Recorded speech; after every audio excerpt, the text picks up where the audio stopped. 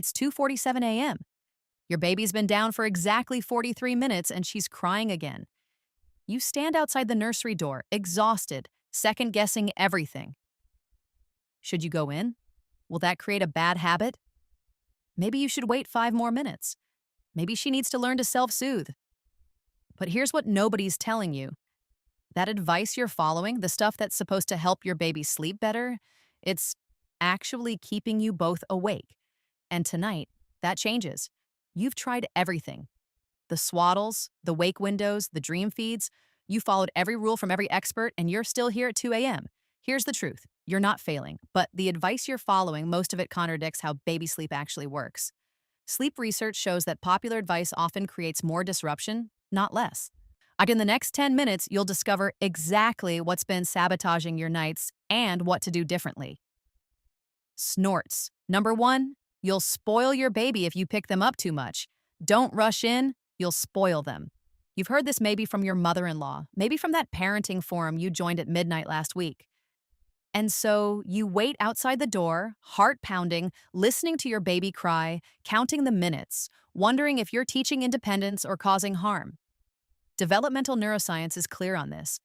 Babies under 6 months cannot be spoiled. Their prefrontal cortex, the part of the brain responsible for planning and manipulation, won't be functional for years. When they cry, it's communication, not manipulation.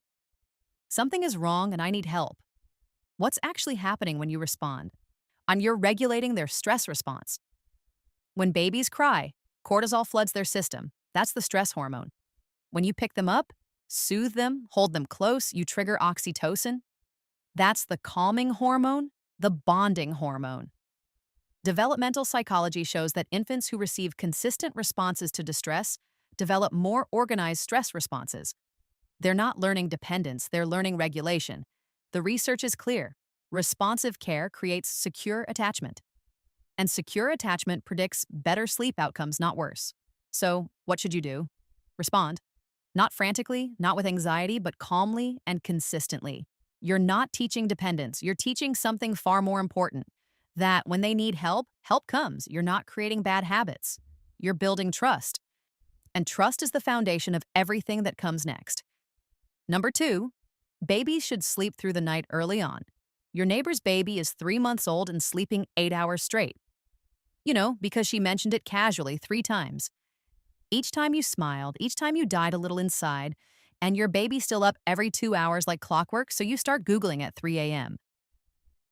When should babies sleep through night? Is my baby normal and you spiral? Because every article makes it sound like your baby should be doing something they're not.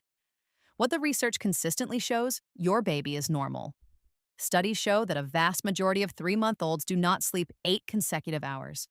Your neighbor's baby. That's the statistical outlier. Normal infant sleep stretches are 2 to 4 hours long, not 8, not 12, 2 to 4. Their sleep cycles, the pattern of light to deep sleep, are actually much shorter than an adult's.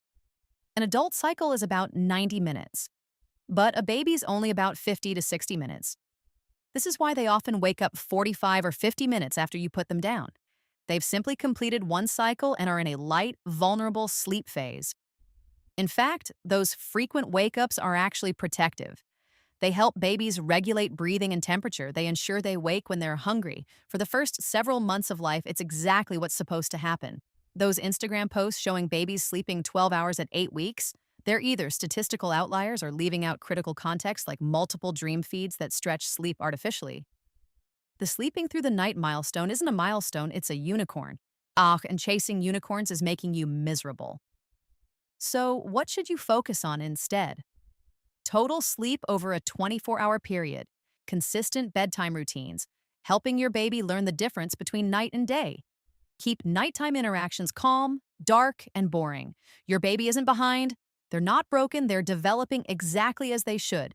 And eventually, not on your timeline, but on theirs, they will sleep for longer stretches. You can't rush biology, but you can stop torturing yourself with unrealistic expectations. Number 3, more daytime sleep means less nighttime sleep. You keep your baby awake an extra hour before bedtime. You've done the math.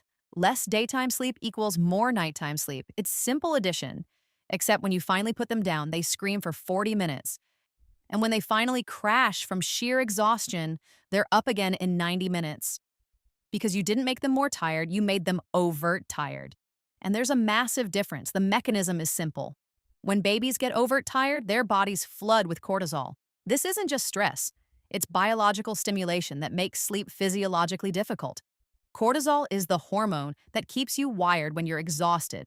And for babies, it makes falling asleep harder, not easier. It makes their sleep lighter, more restless, more fragmented. So instead of sleeping better, your overtired baby fights sleep harder. They cry longer at bedtime. They wake more frequently through the night. And when they do sleep, it's not restorative. Sleep consultants have a phrase, rest breeds rest. I know it sounds like one of those Pinterest quotes that makes no sense, but it's biology. Think of sleep pressure, like a wave building toward shore. Skip naps, and you're not making a bigger wave. You're creating a tsunami that crashes into chaos before it ever reaches the beach. A well-rested baby has a regulated nervous system. An overt tired baby has a system flooded with stress hormones, fighting against sleep with every breath. Daytime naps aren't stealing nighttime sleep. They're building healthy sleep pressure without tipping into stress overload. A balanced nap schedule paired with a consistent bedtime actually leads to deeper, longer nighttime sleep. So honor your baby's sleep cues during the day. Don't fight naps. Don't try to wear them out. Give them the rest they need when they need it. Because an overtired baby is not a sleepy baby. They're a baby whose system is too wired to settle, and that makes everyone's night worse. Number 4, you need a perfectly quiet, dark room. You finally get your baby down. Finally, and now you're frozen in the doorway. If you move, the floor will cack. If the floor cacks, they'll wake. If they wake, you'll lose your mind. So you stand there barely breathing, planning your escape route like you're in a heist movie. 10 minutes later, you're still there. What you need to understand, you're working harder than you need to. And ironically, all that silence might actually be working against you. In the womb, babies experience constant loud sound, roughly as loud as a vacuum cleaner. Your heartbeat, blood flow, muffled voices, digestive noises. It's never quiet in there. So, and when we put babies in a perfectly silent room, it's not comforting. It's unfamiliar. Every tiny creak, every distant sound becomes jarring. That's where white noise comes in. And I don't mean occasionally, I mean consistently every single sleep. A quick safety note. To protect their hearing, the American Academy of Pediatrics, AAP, recommends keeping the machine at least 7 feet away from the crib and setting the volume below 50 decibels. No louder than a quiet shower or a humming refrigerator. White noise recreates the womb. It provides acoustic consistency, meaning your baby's brain has a constant baseline instead of scanning for every creak and footstep. During light sleep phases, when babies are most vulnerable to waking, that consistency is protective. Now, you don't need total darkness either. Some babies sleep better in a dark room. Yes, but others do just fine with a gentle nightlight. What matters more than perfection is predictability. Same sound, same lighting every time. So, what to do? Use consistent background noise. A white noise machine, a fan, whatever works. Use the same gentle lighting every night. Create an environment that signals sleep without requiring you to live in a library. You don't need perfection. You just need predictability. And honestly, that takes so much pressure off you too. You can move, you can breathe, you can exist in your own house without feeling like you're walking through a minefield. Number 5, if your baby wakes, you've done something wrong. So now you've created a predictable sleep environment. But what happens when your baby wakes up anyway? You finally get them down. You've nailed the routine. The room is perfect. Everything feels right. And then 45 minutes later, the crying starts again. You can feel your pulse in your temples. Your baby's cry is drilling into your skull, and all you can think is, what did I do wrong? What sleep science has established beyond doubt? When your baby wakes up at 45 minutes, that infamous 45-minute intruder, it doesn't mean you failed. It doesn't mean they're broken or improperly trained. It means their brain is doing exactly what human infant brains have done for millennia. Waking is not a sign of failure, it's biology. Babies, especially in the first year, have light sleep phases built into their cycles. It's a survival mechanism. During light sleep, their brains check in. Am I safe? Am I warm? Am I hungry? Do I need help? Sometimes that check in wakes them up, not because you did anything wrong, but because that's how human babies have survived for thousands of years. What matters most? How you respond to those wake ups matters more than preventing them. If you approach each wake up with frustration or panic, your baby picks up on that energy. But if you respond calmly with gentle reassurance, you help them learn to resettle faster. So when your baby wakes, the approach is straightforward. Wait 10 seconds, a brief pause. Often babies vocalize during sleep transitions without actually waking. That 10 seconds tells you whether they're truly awake or simply cycling. If the crying escalates, go in calmly, boringly. No lights, no stimulation, no talking, just presence. Your only job is to help them feel safe enough to go back to sleep. It's not your fault. It's their biology. And your calm and consistent response is teaching them how to navigate it. Quick check. How many of these myths have you been following? 1, 3, all 7? You're about to understand why none of it worked. Number 6, sleep training means leaving your baby to cry. Now, we need to talk about the phrase that divides parents into camps. Sleep training. This topic triggers strong reactions, and for understandable reasons. You've probably seen the comment wars, sleep training is child abuse. If you don't sleep train, you're setting your kid up to fail. Both of these statements represent extremes that don't reflect what the research actually supports.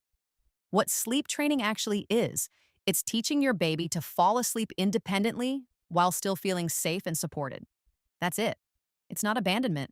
It's not neglect. And it's definitely not one size fits all. There are dozens of methods. Some are gentle and gradual, some are more structured. But none of the evidence-based ones require you to ignore your baby's distress. Controlled comforting methods, for example, involve checking in at regular intervals. You're still there, you're still responsive, but you're giving them space to practice self-settling within safe boundaries. Now, what the evidence doesn't support the idea that every baby needs to be sleep trained, or that there's only one right way to approach infant sleep. But if chronic sleep deprivation is affecting your mental health, your relationships, or your ability to parent safely during the day, then structured sleep approaches become a legitimate consideration for family well-being. I remember what we said about cortisol back in myth number 3. Chronic sleep deprivation spikes your cortisol too, making you reactive instead of responsive. That's when structured approaches can help the whole family regulate together. Sleep training doesn't mean choosing between your baby's needs and yours. It means finding an approach that honors both. An approach that aligns with your baby's temperament and your comfort level. You can teach sleep and still be responsive. You can set boundaries and still offer reassurance. These things are not mutually exclusive. So, if you've been avoiding this conversation because you think it means leaving your baby to cry alone, please know that's not your only option. There are gentler paths and they work. Number 7, adding cereal to the bottle will help them sleep longer. Not just add a little cereal to the bottle before bed works like a charm. Your grandmother swears by this. Your aunt did it with all 3 of her kids. There are entire Facebook groups dedicated to it. The logic seems sound. Fuller belly equals longer sleep. It's also wrong.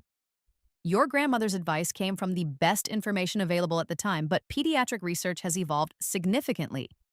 Multiple studies, including research published in pediatric journals over the past 2 decades, consistently show no increase in sleep duration from adding cereal to bottles. In fact, it can sometimes make things worse. The science is clear. Babies have immature digestive systems. Adding solids too early, especially in liquid form, can cause discomfort, gas, and disrupted sleep.